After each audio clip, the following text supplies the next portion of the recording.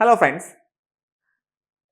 English literature competitive എക്സാമുകളിൽ സ്ഥിരം ചോദിക്കുന്ന ഒരു ചോദ്യമാണ് ദ എബോവ് മെൻഷൻഡ് ലൈൻ ഏത് കൃതിയിൽ നിന്നുള്ളതാണ്, അല്ലെങ്കിൽ ഏത് കഥാപാത്രമാണ് ഈ ഒരു സ്റ്റേറ്റ്മെന്റ് അല്ലെങ്കിൽ ഈ ഒരു ഡയലോഗ് പറഞ്ഞിട്ടുള്ളത്. സ്ഥിരം നമ്മളെ കുഴപ്പിക്കുന്ന ഒരു ചോദ്യമാണ്. അപ്പോൾ നമ്മുടെ സെറ്റ് നെറ്റ് എക്സാമുകൾക്ക് പതിവായിട്ട് ചോദിക്കാറുള്ള ഒരു 10 ക്വസ്റ്റ്യൻസ് നിങ്ങളുടെ മുന്നിൽ പരിചയപ്പെടുത്തുകയാണ്. സോ നമുക്ക് സ്റ്റാർട്ട് ചെയ്യാം. ഒന്നാമത്തെ ചോദ്യം, in which of Shakespeare does the following line occur? Uneasy lies the head that wears a crown. Uneasy lies the head that wears a crown. ഈ ഒരു ഡയലോഗ് ഉള്ളത് ഷേക്സ്പിയറിന്റെ ഏത് കൃതിയിലാണ് എന്നാണ്.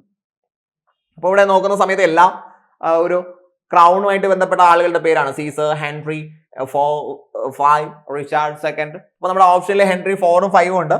സോ അതുകൊണ്ട് തന്നെ അതിൽ ഏതെങ്കിലും ഒന്നായിരിക്കാം എന്ന് ചില ആളുകൾക്കെങ്കിലും തോന്നും. കറക്റ്റ് ആണ്. അതിൽ ഒരെണ്ണമാണ് ആൻസർ. ഹെൻറി 4 ആണ് ആൻസർ ആയിട്ട് വരുന്നത്. This line is spoken by the title character King Henry IV in Act 3, Scene 1. Act 3 Scene 1 Henry 4 പറയുന്ന ഒരു ഡയലോഗാണ് Uneasy lies the head that wears a crown എന്നുള്ളത്. Uneasy lies the head that wears a crown.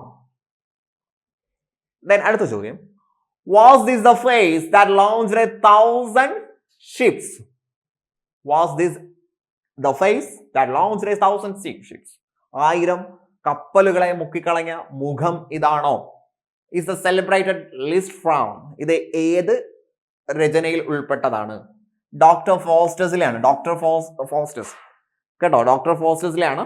ഈ doctor ഫോസ്റ്റേഴ്സിൽ നമ്മുടെ ആ ഒരു doctor ആരെ കാണുന്നുണ്ട്? Helen of സ്പാറ്റയെ കാണുന്നുണ്ട് അല്ലെ? ഹെലൻ ഓഫ് സ്പാറ്റയെ കാണുന്നുണ്ട്. ആ സമയത്ത് പറയുന്നതാണ് doctor Faustus say this line after devil shows him Helen of Troy. Helen of ട്രോയെ പറയുന്ന സമയത്ത് ആ ഹെലൻ ഓഫ് ട്രോയുടെ സൗന്ദര്യം കണ്ടതിന് ശേഷം പറയുന്ന ലൈനാണ്. കാരണം ഈ ട്രോജൻ വാറൊക്കെ ഉണ്ടാകാൻ കാരണം ആ ഒരു ഹെലനെ ആയിട്ട് ബന്ധപ്പെട്ടാണല്ലോ. Then next, which of the following plays begin with the line, if music be the food of love, play on? സംഗീതമാണ് സ്നേഹത്തിന്റെ ഭക്ഷണമെങ്കിൽ സംഗീതം പ്ലേ ചെയ്യുക. ഇത് ഏത് രചനയിലെ, ഏത് ഡ്രാമയിലെ, ഷേക്സ്പിയറിന്റെ ഏത് ഡ്രാമയിലെയാണ് എന്ന് ചോദിക്കുകയാണെങ്കിൽ 12th നൈറ്റിലെയാണ്. 12th നൈറ്റ് ആ സ്റ്റോറി നിങ്ങൾക്ക് അറിയാം, ഞാൻ അതിലേക്ക് പോകുന്നില്ല. ഡ്യൂക്ക് ഓസിനോ അദ്ദേഹം ഒരു ലൗസിക് ക്യാരക്ടറാണ് അല്ലെ, പ്രേമരോഗിയാണ്. Ask his musicians to play more music so that he will over it and lose his desire for love. അപ്പോൾ ഒരു ലൗസിക് ആയതുകൊണ്ട് തന്നെ മ്യൂസിഷ്യനോട് പറയാണ് പരമാവധി പ്ലേ സോങ് ചെയ്യുക, അങ്ങനെയെങ്കിലും ഈ സ്നേഹത്തോടുള്ള എൻ്റെ ആ ഒരു ആഗ്രഹം, അമിതമായ അഭിലാഷം കുറയട്ടെ എന്ന് സൂചിപ്പിക്കുകയാണ്. ദെൻ അടുത്ത ഷേക്സ്പിയറിന്റെ ഒരു വാചകമാണ്, ഷേക്സ്പിയറിനെ കുറിച്ചുള്ള വാചകമാണ്. Who said of Shakespeare? ഷേക്സ്പിയറിനെ കുറിച്ച് ഇങ്ങനെ പറഞ്ഞത് ആര്? സ്വീറ്റ് ഷേക്സ്പിയർ ഫാൻസി സ്റ്റൈൽ വാവിൽ his native wood note wild എന്ന് ഷേക്സ്പിയറിനെ കുറിച്ച് പറഞ്ഞിട്ടുള്ളത് ജോൺ മിൽട്ടൺ ആണ് കേട്ടോ. ജോൺ മിൽട്ടൺ ആണ് ഷേക്സ്പിയറിനെ കുറിച്ച് ഫാൻസി സ്റ്റൈൽ വാവിൽ his native wood note wild എന്ന് പറഞ്ഞിട്ടുള്ളത്. ദെൻ കീറ്റ്സിന്റെ പ്രശസ്തമായിട്ടുള്ള ഒരു വരിയാണ് a thing of beauty is a joy forever. സൗന്ദര്യമുള്ള കാര്യം എന്നേക്കും സന്തോഷം നൽകുന്നതായിരിക്കും. ഇത് അദ്ദേഹത്തിന്റെ പ്രശസ്തമായിട്ടുള്ള കവിത എൻറ്റിമോണിൽ പറയുന്നതാണ്. എൻറ്റിമോൺ എന്ന് പറയുന്ന കവിത നിങ്ങൾക്ക് അറിയാം. അത് സ്നേഹത്തെ കുറിച്ച് പറയുന്ന ഒരു കവിതയാണ് അല്ലെ. ഗോഡസ് ഓഫ് മൂണിനോട് ഒരു ഷെപ്പേർഡിനുണ്ടാകുന്ന ഒരു അഫെക്ഷൻ, ആ ഒരു സ്നേഹത്തെ കുറിച്ചൊക്കെ പറയാം. So the poet describes beauty as an endless fountain that pours an immortal drink into our hearts. നമ്മുടെ ഹൃദയത്തിലേക്ക് എന്നെന്നും നിലനിൽക്കുന്ന സന്തോഷവും മറ്റു കാര്യങ്ങളും നൽകുന്നതാണ് ബ്യൂട്ടി എന്ന് പറയുന്നത്. Beauty. The poet also compares beauty to a shady tree under which creatures can sleep peacefully and enjoy good health. അതുപോലെ തന്നെ അദ്ദേഹം സൗന്ദര്യത്തെക്കുറിച്ച് നല്ല തണൽ നൽകുന്ന ഒരു വൃക്ഷമായിട്ട് പറയുന്നുണ്ട്. ആ വൃക്ഷത്തിന്റെ കീഴിൽ നമുക്ക് വളരെ സമാധാനമായിട്ട് വളരെ സന്തോഷത്തിൽ ഉറങ്ങാൻ പറ്റുന്ന ഒരു വൃക്ഷമാണ് സ്നേഹമല്ല സൗന്ദര്യം എന്ന് അദ്ദേഹം പറയുന്നു. ദെൻ അടുത്ത ഒരു വിക്ടോറിയൻ പോയറ്റിന്റെ സ്റ്റേറ്റ്മെന്റ് ആണ്. God is in his heaven and all's right walk the world. God's in his heaven, all's right walk the world. ഇത് വിക്ടോറിയൻ പോയിറ്റ് ആയിട്ടുള്ള ബ്രൗണിങ്ങിന്റെ വാക്കുകളാണ്.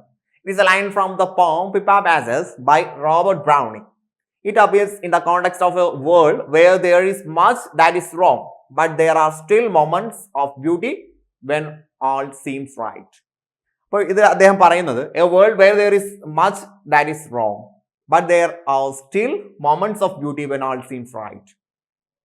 ലോകത്ത് ഇന്ന് തെറ്റുകൾ ഒരുപാട് വർദ്ധിക്കുന്നുണ്ട്, എന്നാലും ചില ശരികൾ കാണുമ്പോൾ നമുക്ക് സൗന്ദര്യമുള്ള ഒരു മൊമെന്റുകൾ അവിടെ സമ്മാനിക്കുന്നുണ്ട്. അപ്പോൾ തെറ്റുകളിലെ ഈ ലോകത്ത് ശരികൾ എപ്പോഴും നമുക്ക് സൗന്ദര്യം സമ്മാനിക്കുന്ന മൊമെന്റ് ആണ് എന്ന് അദ്ദേഹം പറയുന്നു.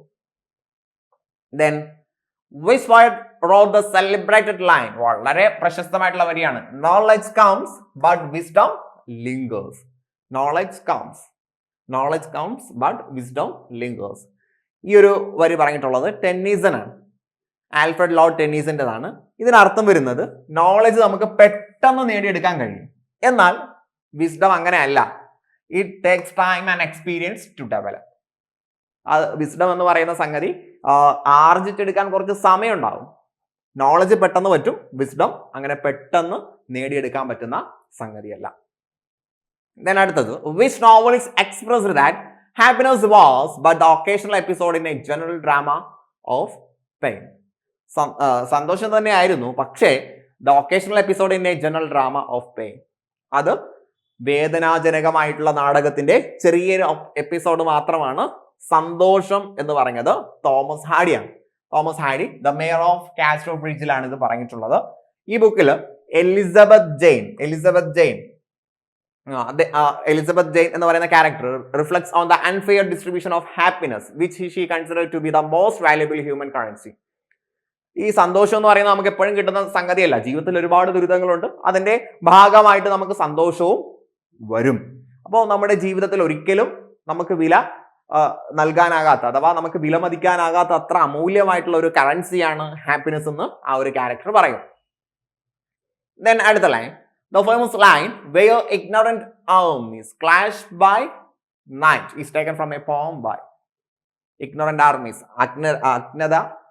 അജ്ഞതയുള്ള അറിവില്ലാത്ത സംഘങ്ങൾ എന്ത് ചെയ്യുന്നു, ആ ഒരു രാത്രിയിൽ ഏറ്റുമുട്ടുന്നു.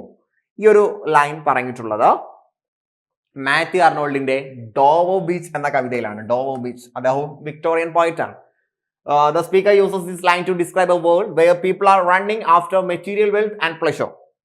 അദ്ദേഹം നിരന്തരം പറയുന്ന ഒരു സംഗതിയാണ്, ഇന്നത്തെ സമൂഹം ഭൗതിക നേട്ടങ്ങൾക്ക് വേണ്ടിയും സുഖത്തിന് വേണ്ടിയാണ് പോകുന്നത്. അവർക്ക് അവരെന്താണെന്നോ അവരെന്തിനു വേണ്ടിയാണോ ഫൈറ്റ് ചെയ്യുന്നതെന്ന് അറിയില്ല. Without knowing why or for whom they are fighting.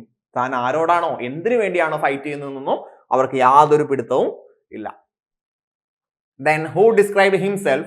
My face looks like a wedding cake left out in the rain. മഴ നനഞ്ഞ ഒരു വെഡ്ഡിംഗ് കേക്ക് പോലെയാണ് എൻ്റെ മുഖം എന്ന് സ്വയം വിശേഷിപ്പിച്ച എഴുത്തുകാരൻ ആരാണ്?